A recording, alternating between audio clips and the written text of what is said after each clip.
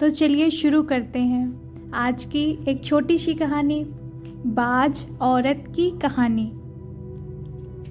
आज रानी जल्दी उठ गई क्योंकि आज का दिन उसके लिए बहुत महत्वपूर्ण था। अकेलापन दूर करने के लिए अपने लिए जिनका एक कारण घर लेकर आ रही थी। देखा जाए तो बहुत खुश भी थी और थोड़ी सी नाराज़ भी थी क्योंकि पिछले 7 साल की यादें उसे रात भर सोने नहीं देती थी और अब स्वस्थ बैठने भी नहीं देती थी। चाय का कप लेकर वह गैलरी में आकर बैठी और गुजरा हुआ कल उसके आँखों के सामने आने लगा। बेटा, तुम्हें ऐसे नहीं जाना चाहिए था। शादी होने के बाद उसे अंत तक निभाना आना चाहिए। ऐसा ही समझो कि तुम्हारा नसीब ही खराब था। कोई क्या करेगा। अगर माँ बन नहीं सकती तो बात ही अलग होती। मैं माँ नहीं बन सकती, इसमें मेरी क्या गलती है? यह सब मेरे हाथों में है क्या? माँ नहीं बन सकती मतलब मैं इंसान नहीं हूँ क्या? मेरी कोई फीलिंग्स नहीं है क्या? मिनट मिनट में मेरा अपमान करने वाले, मेरा जीना मुश्किल करने वाले लोगों के साथ में ज़िंदगी कैसे बिताऊं? वह जो कहेंगे वह सुनना। रानी और माँ की यह सब बातें चालू थी। तब पापा आए। ये देखो बेटा, मैं तो एक कपड़े की दुकान पर काम करता था। अभी उम्र हो गई है तो कोई काम भी नहीं देता है। और तुम्हारा भाई हर्षल तो परदेश में अपनी गृहस्थी में मगन हो गया है। तुम कहती हो तो मैं तुम्हारे ससुराल वालों से बोलता हूँ, पर तुम अपने ससुराल वापस चली जाओ, ऐसा मुझे लगता है। नहीं पापा, कुछ भी हो जाए मैं उस घर में वापस नहीं जाऊँगी। वहाँ पर मुझे घुटन सी होती है। वहाँ मिलने वाला अपमान बेइज्जती से मैं थक चुकी हूँ। शादी के पहले मैं मेरे पैरों पर खड़ा रहना चाहती थी, पर मेरा ग्रेजुएशन होते ही आपने मेरी शादी करवा दी। तभी मैंने आपके दबाव में आकर शादी की। पर अभी जब मुझे आपके सहारे की ज़रूरत है तो आप पीछे हट रहे हो। शादी के बाद लड़की ससुराल में ही शोभा बढ़ाती है। मायके में 4 दिन ही रहना अच्छा लगता है रानी। लोग क्या कहेंगे? शादी मतलब कोई खेल नहीं है बेटा। पापा गुस्से में ही बोल रहे थे। उस घर वापस जाना अब मुमकिन नहीं है पापा। मैं आने के पहले से ही डिवोर्स पेपर पर सिग्नेचर करके आई थी क्योंकि उन लोगों को सिर्फ मुझसे बच्चा चाहिए था जो मैं उन्हें नहीं दे सकती। अरे, इतना बड़ा निर्णय लेने से पहले हमें एक बार पूछना तो चाहिए था ना। जन्मदाता हैं हम तुम्हारे। पापा, शादी होने के बाद मैं आपको बताती थी और माँ को भी कि कैसे छल होता है मेरे साथ वहाँ पर। 2 साल में मुझे मेरे मन के मुताबिक रहने नहीं दिया गया। जब मेरी रिपोर्ट आई और समझा कि मैं कभी माँ नहीं बन सकती तो वैसे ही इन लोगों ने मुझे अपने असली रंग चालू कर दिया। कैसे रहूँगी मैं ऐसे वातावरण में? और इस सब से भागकर अपनी ज़िंदगी ख़त्म करने वालों में से मैं नहीं थी।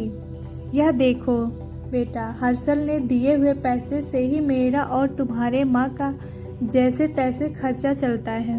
उसमें थोड़ा तुम्हारा खर्चा उठाना थोड़ा सा कठिन होगा।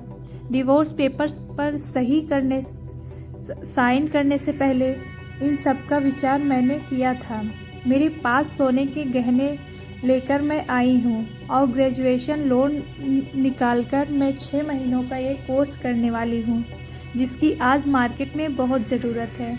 उसके बाद मुझे अच्छी कंपनी में नौकरी मिल सकती है। मैं आपके ऊपर आर्थिक बोझ नहीं डालूँगी पापा। मुझे जीवन जीना है। मैं संघर्ष करूँगी और कमाऊँगी, विश्वास कीजिए मेरा। सब लोग क्या बोलेंगे बेटा? क्या जवाब दोगी उन्हें? माँ आँखों का पानी छुपाते हुए बोली। माँ बोलती थी कि वक्त आया तो सच क्या है बोल देना चाहिए। जब मुझे ससुराल में जानवरों के जैसा बर्ताव हो रहा था, तब कहाँ गए थे यह लोग।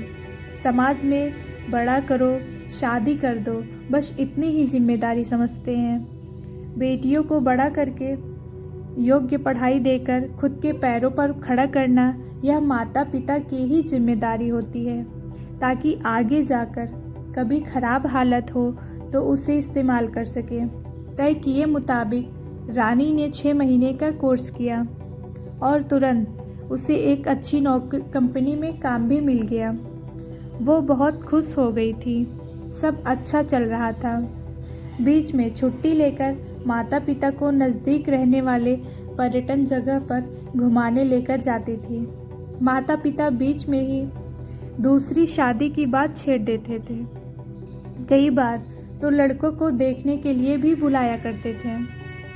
एक लड़का तो डिवोर्स हुआ था, तभी उसे स्वीकारने के लिए तैयार था, पर पहली शादी ने ही इतने दुख दिए थे कि दूसरी शादी के लिए उसका मन तैयार नहीं था। ऐसा कितने दिनों तक अकेली रहोगी?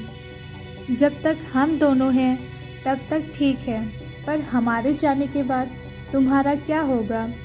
सोचा क्या कभी? उम्र भी कितनी छोटी है तुम्हारी अभी। ऐसा उसके पापा उसे समझा रहे थे। माँ पापा, आप दोनों मेरी शादी का विचार करना बंद कर दीजिए। आप दोनों को खुश देखकर मैं खुश होती हूँ। मेरे दोस्त सहेलियाँ हैं ना मेरे साथ, क्यों करनी है दूसरी शादी भला? इतना आसान नहीं है बेटा। एक उम्र के बाद अकेलापन खाने के लिए दौड़ता है, माँ बोली। सच हुआ उनका ऐसा बोलना। आगे 2 साल में पहले माँ और 6 महीने में ही पापा का निधन हो गया। रानी अब अकेली हो गई।